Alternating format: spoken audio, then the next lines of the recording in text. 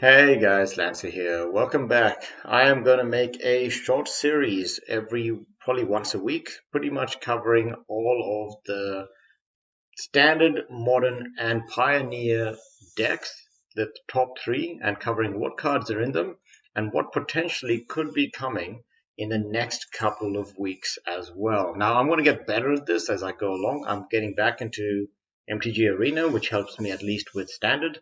And I'm going to figure out what cards are performing well in that and seeing if they can move over to other formats as well.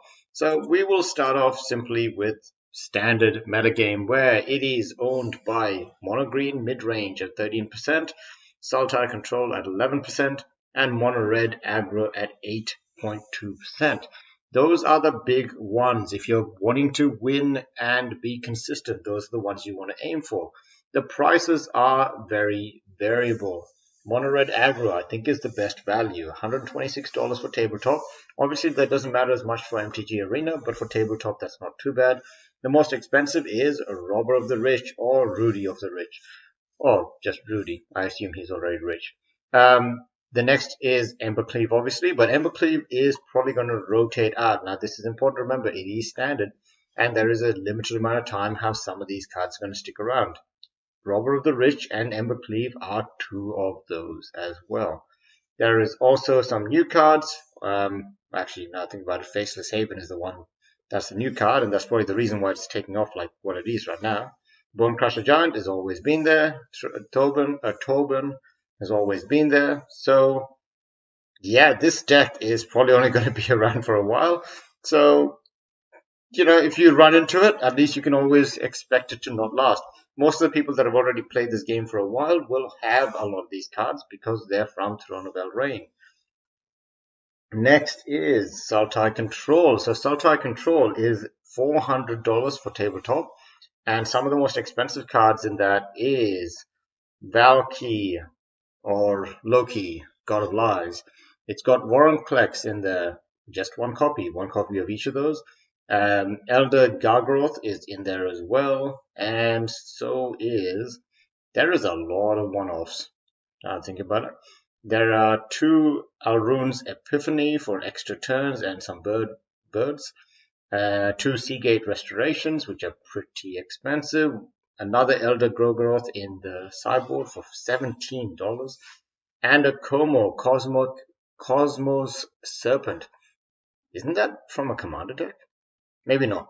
There are four Zagoth Triomes as well. Now, this is actually a very mana-intensive deck. Like the 31 lands, they're all quite good dual lands. Obviously needed because of the triple color deck. And I think this deck is probably a bit slow for my take. I, especially in Magic Arena, like to play decks like Mono Red Aggro. Yeah, get angry in the comments. But I like my games to go a bit faster, and this kind of game, it just takes a long time. Now, Mono Green mid-range is the one I'm looking for. There's a couple of reasons why I think this is probably one of the best decks out there, and especially if you're starting now, this might be one of the best decks you can go for as well. Reasons are Werewolf Pack Leader, probably one of the latest cards.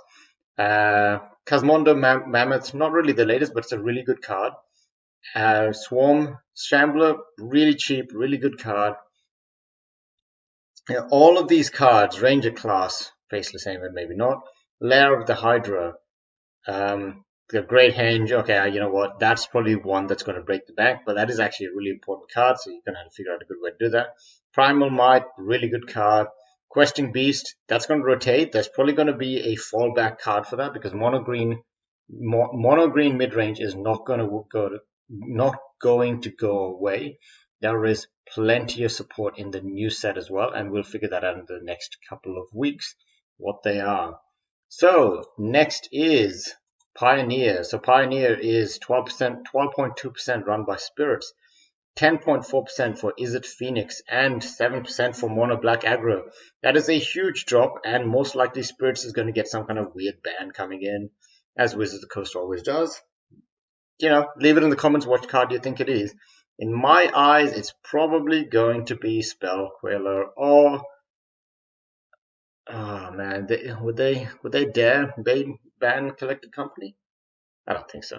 I don't think so. So it's a collected company card. You know, you're pretty much playing collected company, hoping that you get some good cards out of the field, and then swarming the enemy with good value spirits that all do something cool when they enter the field. The deck itself is $395, which for Pioneer, I don't know. Next, Is It Phoenix? Is It Phoenix is a expensive deck, especially because of Thing in the Ice is right now $23 for 4, and Arclight Phoenix is now sitting at $40. That's $10 each. You got 4 expressive iterations, which is why that card took off.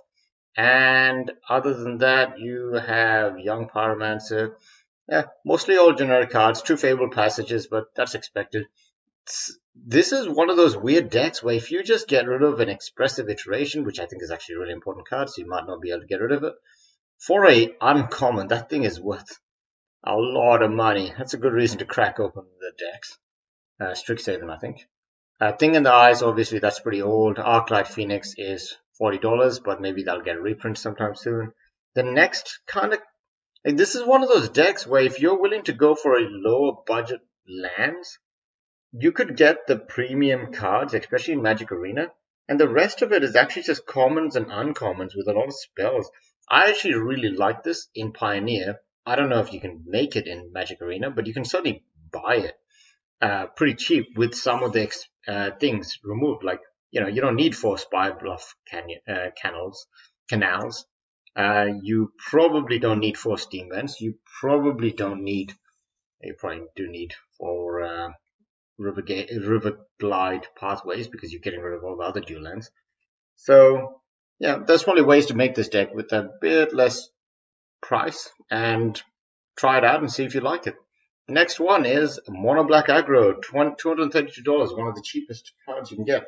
And some of the most expensive parts is Mutavault, which is pretty expensive, and 18 Swamp Covered Swamps, which are both almost $1 each, and 2 Faceless Havens. The other most expensive is Rankle Master Pranks, Thoughtseize, and Fatal Push. It's got 4 Thoughtseizes, sitting at $75 for the total. It's a good card. You're gonna have to put something like a Thoughtseize in there. That's hard to get around. But this is a really doable deck, and this is very fast. It's very scary what this deck can do. And some of these cards you're going to be able to get from other places anyways. They're all valuable in some ways. And last but not least, Modern Metagame. Modern Hammer Time. Okay, before I get to that, Hammer Time is 4.5% of the meta. Urza's Kitchen is 4%, and Blitz is 3.8%. This is actually perfect. This is not bad at all. Hammer Time feels a bit too much, but like these are all pretty close to each other. They're not as broken as Pioneer, you know, is currently sitting at, and Standard is obviously even more busted by the looks of it. So Hammer Time is Lurus Dream Den, obviously added in for the fun of it. Stoneforge Mystic is the big price tag right here, $284. Steel Shaper Gift. I didn't realize that each one of those was worth $25, but there you go. You learn something new every day. Mishra's Bauble sitting at $71. That's pretty expensive. Paradise Mantel, $17. And Shadow Spear sitting at $13.91. Cigada's Aid sitting at $17. You got Inkmoth Nexus at $157. Urza Saga, which is a new card from Modern Horizons 2, sitting at $105 already. Oh, that is actually really painful. Pure Steel Paladin sitting at $32. This deck is pushing up my Commander deck that's based on artifacts. I mean, equipment, that's for sure. I didn't even know. Like, all based around a way to get out a Colossus Hammer and smack an opponent down with a Inkmoth. That's a 0-1 or a 1-1 for 11 damage. Good for them. Good for them. If they could give it Trample, which I think maybe this one does. Trample and Lifelink. Amazing. Perfect. That's exactly what Stoneforge Mystic is going to be looking for. Or Steel Shaper's Gift. Very predictable deck. Very cool indeed. Urza's Kitchen is got 3 Urza Lord High Artificer and is a $1,067 deck. Oh boy. Also for Mishra's Bauble, that this is a card that might actually get banned. I mean, it's just in any deck that has the word artifact, possibly anywhere near it. So, also, whoa, Okay. I don't even Asmoron Dankaladar or whatever. Four of those for a pretty cheap price. I assume it does something useful because this card has actually this deck has placed first place in the Modern Challenge apparently. So yeah, it's not as gimmicky as it looked. And Mishra's Bauble is also in this one, which is it Blitz? Yeah, that is not looking good for that card. The lands are the most valuable part of this because they're red and blue. The others, Stormy, are good creatures, but nothing too crazy. It's just a spells deck in blue and red.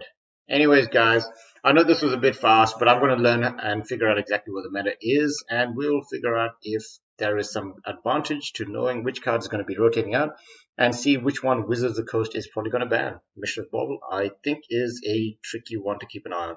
That card is more expensive than I expected, and it is in all three of the top three decks in Modern. Not good. Not good.